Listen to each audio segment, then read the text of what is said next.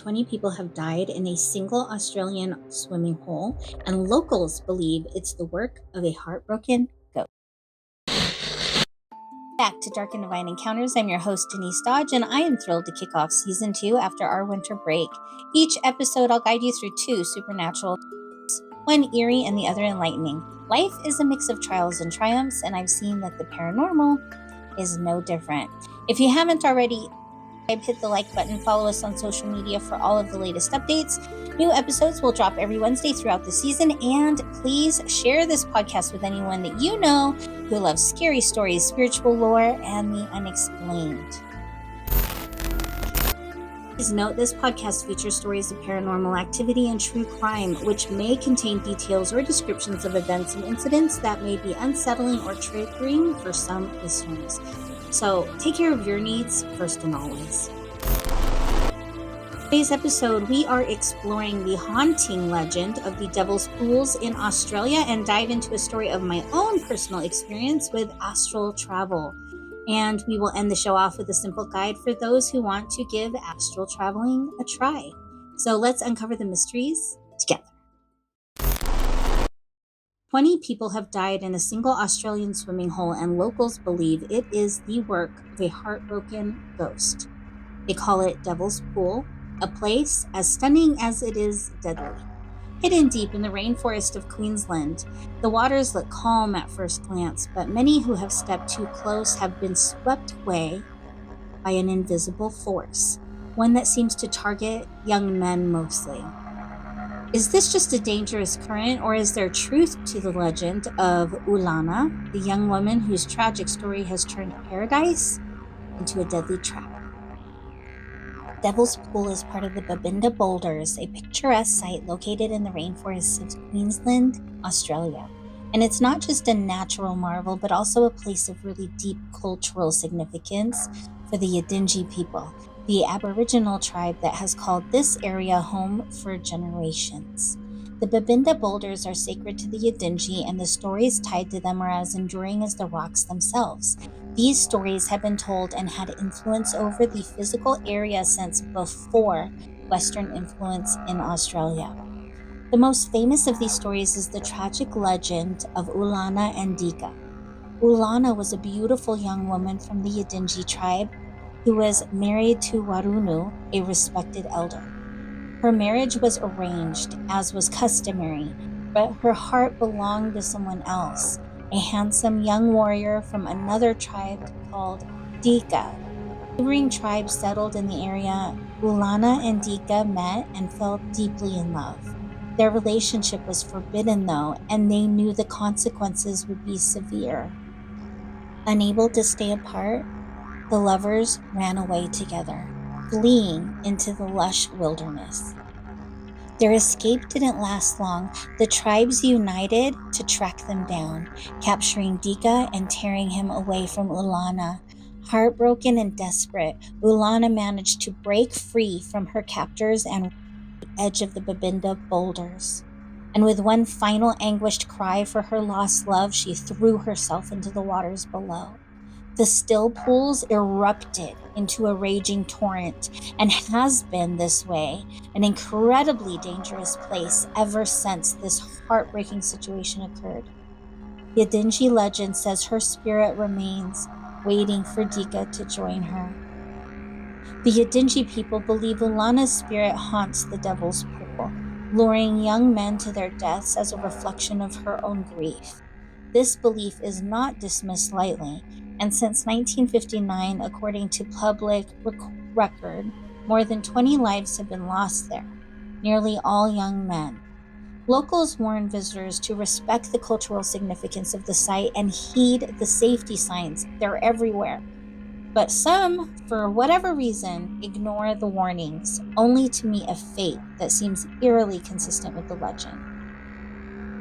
The story of Ulana and Dika isn't just folklore to the Yidinji, it's a reminder of the sacredness of the land and the danger of underestimating nature's power, whether from the physical force of the water or the lingering presence of a restless spirit.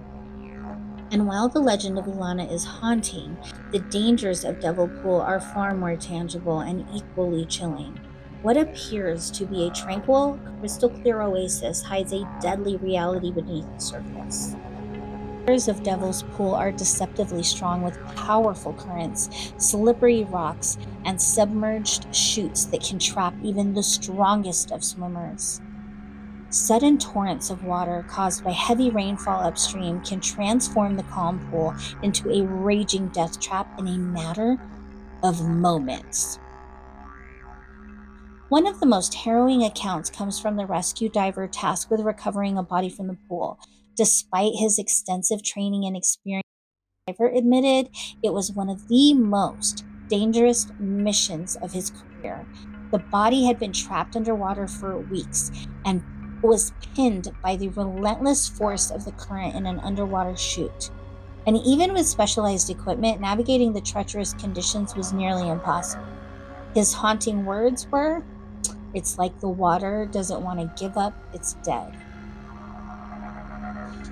The list of victims at Devil Pool is long, with more than 20 recorded deaths since 1959 and countless more before 1959. We just don't have record of it.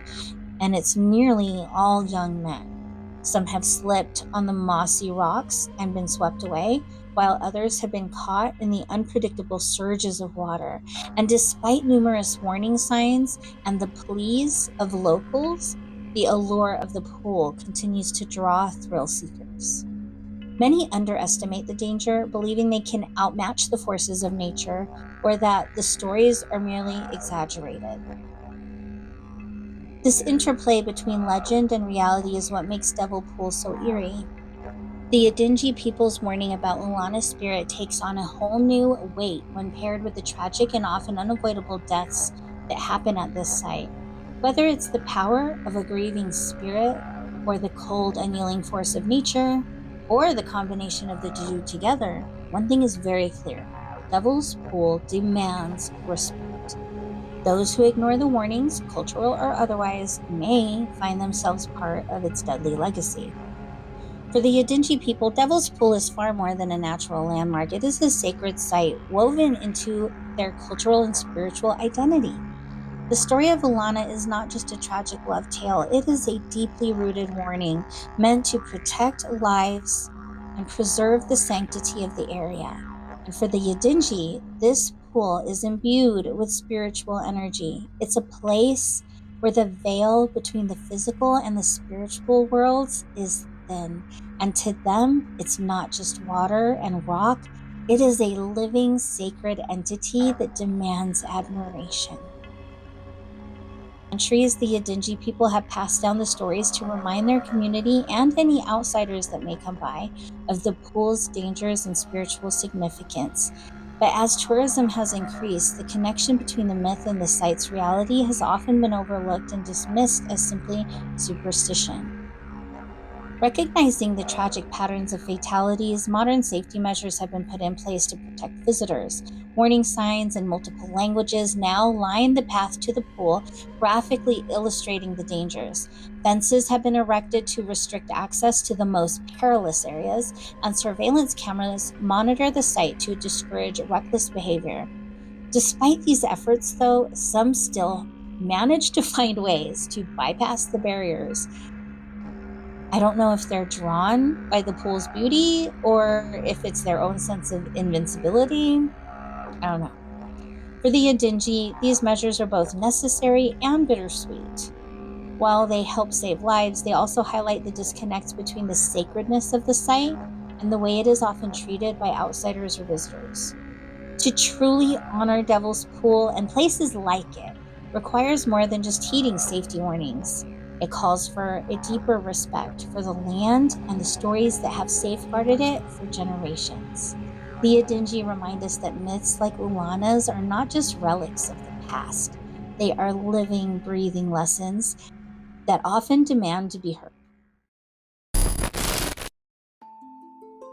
That brings us to another realm of mystery and exploration, the divine side of our journey today, which I chose it to be astral projection.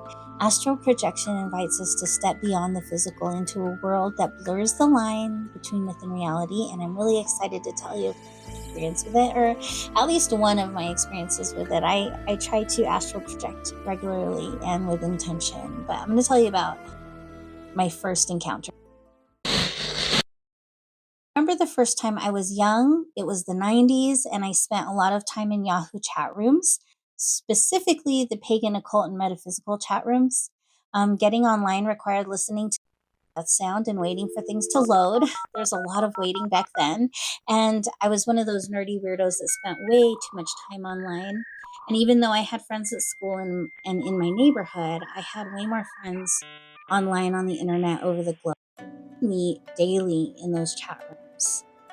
I found myself spending more time in the chat rooms because they wanted to talk about the same things I did. And the people that lived in my small rural neighborhood, they were not interested in metaphysical or spiritual or occult topics like I was. And in fact, I would often get my butt beat up a lot because I was such a little nerd. And it was the 90s. That's just kind of how things were back then. But anyways, one of the older ladies in our chat room, I'm going to call her White Feather because I don't want to give people's personal identities away. But White Feather, she was a middle-aged woman who came from this is what she claimed, because I only met her in the chat room. I never met her in real life. But she claimed she came from a long line of witches, and they lived in the English countryside, and this house had been in her family for a long time. She said she had been spending some time reading books on astral travel, and all of us, we were discussing it and talking about it in the chat room. And we all decided that we should try to astral travel to each other's homes and see how much we can get right and wrong. And so for those of us who hung out in the chat room all the time, we picked pairs. I was paired up with White Feather. And that night before I went to bed, I got into a comfortable position and I followed the mental visualization instructions that she gave us in the chat room. And I proceeded to intentionally send my spirit to the English countryside. And there was about 8-hour difference between us. I was going to bed and it was probably around 8 p.m. or 9 p.m., which means that she was waking up and it was maybe 7 a.m. over there. I remember passing the sun as my spirit glided over the curvature of the earth towards England. I arrived and I entered through the roof and just right into the center of the home. I remember I didn't really know what to do, so I kind of just, where I landed is where I was at. And then I just started taking notes of the space around me. It was cluttery. There were things kind of crammed in every nook and cranny available. It felt really small. The sun was coming up, but it was hard to see because of the gray haze in the sky. I remember thinking that her glass panes were old because I could feel the cold seeping in through the cracks around it. There was a wood-burning stove, and there was a high-pitched squealing sound that kind of hurt my head. And I was taking a look around the room before leaving, making mental notes like books, trinkets, old furniture. I remember cat hair, cats, and there were blankets everywhere. And I couldn't figure out that high-pitched screaming. It was just going, and I remember it irritating me. So I followed her instructions and I came back to my body very quickly. I didn't really explore much. I remember coming back, opening my eyes, and I'm laying in bed and I'm wondering if what I saw was imaginary or real. I wanted to get up and see if she was online on ICQ, which was a chat software that we used to use back in the day. But I knew if my caretakers heard the internet squealing, I would be in trouble. So what I decided to do is I set my alarm to wake up earlier than usual. And my mom, unfortunately, she didn't know how to read or write. So if I timed it right, I could tell her that I needed to look something up on the internet before school and before leaving for the bus. But I would set my alarm so that I would go do this after my father had already left for work. So I had to kind of time it. But the next morning it worked out. I got online and White Feather her little green light on ICQ was there. So I knew she was. And my fingers, I typed as fast as possible. I told her everything that I saw, and she was amazed at the accuracy. And she was able to confirm that the high-pitched screaming was her teapot. And in my home, we rarely ever drank tea. We were coffee drinkers. And when we did drink tea, we would heat the water in a saucepan. So I never heard that squealing sound before. So that's when I learned that some teapots scream. And she said when her money came in, she would take some photographs, get them printed at the photo department, and then she would mail them to me. And after many weeks passed, when the UK arrived in the mail, I remember it was exciting. At the photos, it was everything I had seen in my astral travel. It was so strange, amazing. And I was in so much awe. I'll never get that memory out of my head. Parents were Christian. They would never have understood why I had photos of a person's living arrangements with no people standing in it shipped from the UK. So I never told them about the astral traveling. They might have banned me from the computer if they thought it was like Satanist or something. I don't know how they would have responded, but yeah, I just told them I had a pen pal in the UK that sent me some lavender stuff, and they checked it out and they were like, that's neat. But I never showed them the photos. But the experience was so profound. She could have lived in any type of house, but I saw her home. It was not my imagination. I remember that really opened my eyes, and it was I had many experiences that just made me fall in love with this topic that this entire show is about. And I remember that being one of the first experiences that really just sucked me in. So what is astral travel, and is this something that anyone can do? Yes, absolutely. Anybody can do it. We all have these innate spiritual abilities within us. It's not a question of whether or not we're special enough to do it. It's a question of whether or not we have the patience and self-confidence to do it and trust the process. So for some people, astral travel takes a little time to develop, and others fall into it pretty easy. I was a kid when all that happened, so I was lucky enough to have the mindset where I believed literally anything was possible. So if you decide to give it a try after today's episode, my biggest suggestion would be to go into it with some childlike wonder. Try to tap into your inner child when you do this, and try to just be curious. Don't over question, don't overthink or overanalyze. Simply surrender and engage with the process and be really curious. Astral travel, also known as out-of-body experiences, has been talked about in so many different ways across cultures throughout history. In ancient Egypt, they had the concept of the Ka, K-A, a kind of spiritual double that could leave the body and explore other realms, often tied to their beliefs about the afterlife. Buddhism and yogic traditions, they talk about the subtle body or the astral body, being able to transcend the physical world through meditation or yoga. Tibetan Buddhism has the idea of the bardo, which is an in-between state where the soul journeys beyond the material world. And there's many indigenous cultures around the world that describe similar experiences through shamanic journeying, where shamans enter a trance and connect with the spiritual world for guidance, healing, or insight.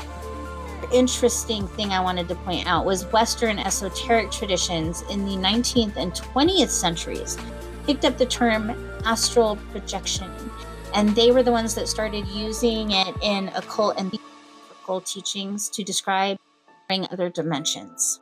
That's why we often use the word astral projection, but there are so many different names for it. You can call it out-of-body experience, you can call it soul traveling. There's a lot of different words are used, and they're talking about the same process. But no matter the tradition, astral travel is not just escaping the physical world.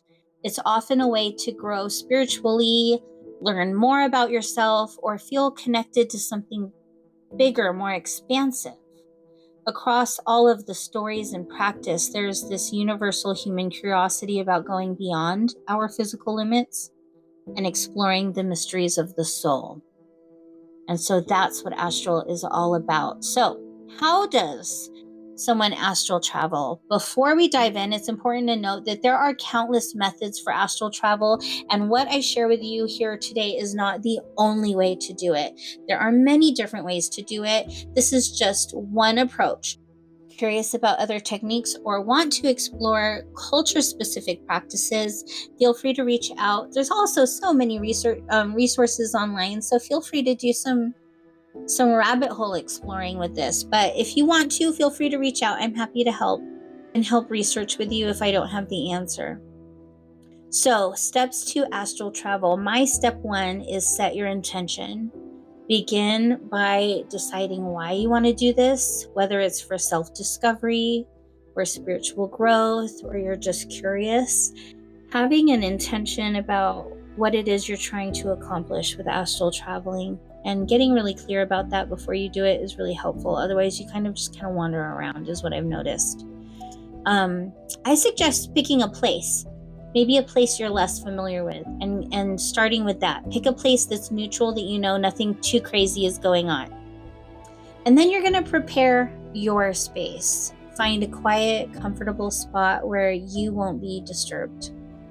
Dim the lights, eliminate distractions, and then sit down or lie down in a relaxed position. You want to make sure the position that you're in is one that you're okay kind of leaving your body in, because you're not going to be moving around for this. You're leaving your body intentionally. You're going to be walking out of your body intentionally. So make sure your body's in a position that it's fine. Make sure nothing's pinched, that sort of thing.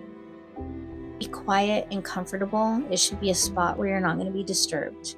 You can always come back to your body whenever you need to. So don't worry about not being able to come back. You will definitely be able to come back.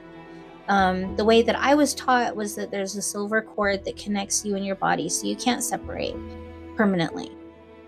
I also recommend dimming the lights, eliminate distractions, make it as calm and relaxed as possible. Then you'll relax your body, close your eyes, take slow, deep breaths. I recommend that the exhale be longer than the inhale. You'll see that that's much more effective than having them equal, in my opinion. Experiment, but I find that to be really helpful. Each breath should also release tension from your muscles. So focus on your body and letting it relax as much as you can, starting at your toes and then working your way up. Just consciously relaxing every part of you. Everything sinks in deeper every time you exhale. Calm your mind. Let go of intrusive thoughts by focusing on your breath or a calming mantra. Some people like to put the things that are ruminating in their mind in a box set to the side and will not come out and bother them during their astral travel. Picturing a safe, peaceful place in your mind can be really helpful to help maintain focus. Try to visualize the energy flowing through you. Imagine a glowing, warm light filling your body and radiating out. This energy is connecting you to the entire universe, and it helps you feel grounded, but also limitless, connected to everything. You'll initiate the vibrational state. So what this looks like is, as you relax deeply, you'll begin to feel some vibrations or tingling sensations. If you do, don't worry, this is totally normal, and it's often a signal that your astral body is ready to separate from the physical. So as you're sitting there, relaxing your muscles, relaxing your body, really letting everything just rest, you're going to start feeling some vibration and tingling. And when you're ready, you're going to picture your astral body gently lifting away from the physical body. Some people imagine themselves floating upward or just simply rolling out of the bed and standing up. Either way is perfectly fine. Try to remain calm and focused as this happens. And explore the room you're in with caution. Once you've left your body, like stood up out of it, or you're floating outside of it, take a moment to adjust. Look around, observe your surroundings, observe the room that you're standing in, or that your body's laying in, but your astral body is standing in or floating in. You'll feel a little bit of, it might be a sense of freedom or weightlessness. If you feel overwhelmed, it's okay to return to your body by thinking of it or saying a grounding phrase like, I am safe and I'm going to return now. So if you ever feel anxious, just remind yourself that you can return to your body whenever you want to, and that's okay. Try to return slowly when you do return. Visualize your astral body slowly reconnecting with the physical body. And when you feel like you're fully in your body, start to wiggle your fingers, your toes, take a few deep breaths. Try to open your eyes and look around the room and just really feel the physical body before you get up and out. And reflect on the experience. Try to write down what you thought about it all and what it felt like. And then I recommend taking it a little bit further. Maybe the next time you try astral traveling, instead of just staying in the room that you're in, maybe go into the next room nearby and then come back to the room that your body's in. So you don't have to astral travel all the way across the world on your first try like I did. You don't have to do that. You can just start off slow, start off gentle, be really gentle with yourself. Had I gone back and had this experience, I probably would have liked it to be a more safer and progressive practice, but it is what it is. Astral travel takes practice, and it's okay if things don't happen right away. Everyone's experience is unique. There's no wrong or right way to approach it.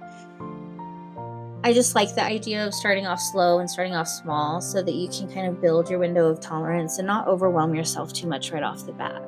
But that's just my recommendation. You know yourself better than anybody else. So if you are drawn to some other methods or want to explore other resources and you want some references, let me know. I'd love to help you find what you're looking for. Hear your own dark and divine experiences. Have you had an encounter with a spirit or experienced something that you just cannot explain? Send your experiences our way and you might hear them featured in an upcoming episode. You can reach out via email, social media, or through our website. And if you'd like to buy me a cup of coffee, I'd really appreciate it. My donation links are in the show description, along with a link to the show notes if you want to know more about today's topic. Your support helps us keep exploring real paranormal encounters together. Please share this podcast with people you know who love scary stories, spiritual lore, and anything unexplained. So that brings us to the end of the episode today. We have balanced the scales of the paranormal, revealing both the unsettling and the uplifting. Thank you for listening to Dark and Divine Encounters. Until next time, tread lightly, but fearlessly.